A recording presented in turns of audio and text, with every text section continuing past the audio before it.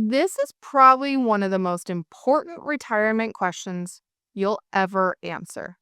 And it's one that almost every couple hopes they never have to think about. If one of you wasn't here tomorrow, would the other one know what to do?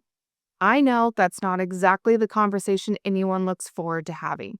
In fact, most couples avoid it, not because they don't care, because they actually love each other. And talking about losing someone you love is really hard.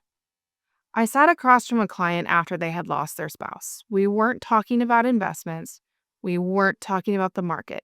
We were simply trying and talking about helping them figure out the next steps. During that visit, they looked at me and she quietly said, "I wish we had talked about this while we've had the chance," meaning her and her late husband. That sentence always stayed with me, not because they were talking about money, but because they were talking about the clarity. Because when you're grieving, the last thing you want to wonder is, where are the accounts? Who do I call? How does Social Security change? Will my income be enough? Where are those important documents? What's the password? Those questions become incredibly heavy when you're already carrying the weight of losing someone you love.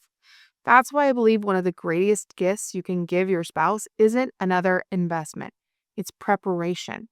Because you're going to be expecting something to happen. Because unfortunately, life doesn't ask for our permission. Here's something I encourage you to do this week: pour a cup of coffee, sit at the kitchen table, turn off the television, and ask each other these three simple questions. Number one, if something happened to me, would you know where everything is? Second, who would you call first? And third, what would change financially if one of us wasn't here? You don't have to solve every answer that night. You just have to start the conversation.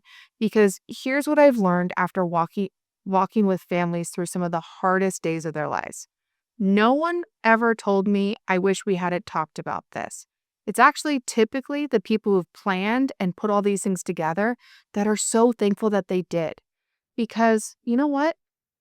Sometimes it's not just about making money, it's about making sure the person you love the most has things prepared during the toughest time in their lives. And to me, that's one of the most meaningful parts of planning. So if you're married, I have one challenge for you. Have that conversation this week. It may be uncomfortable for a few minutes, but it could be one of the greatest gifts you ever give each other.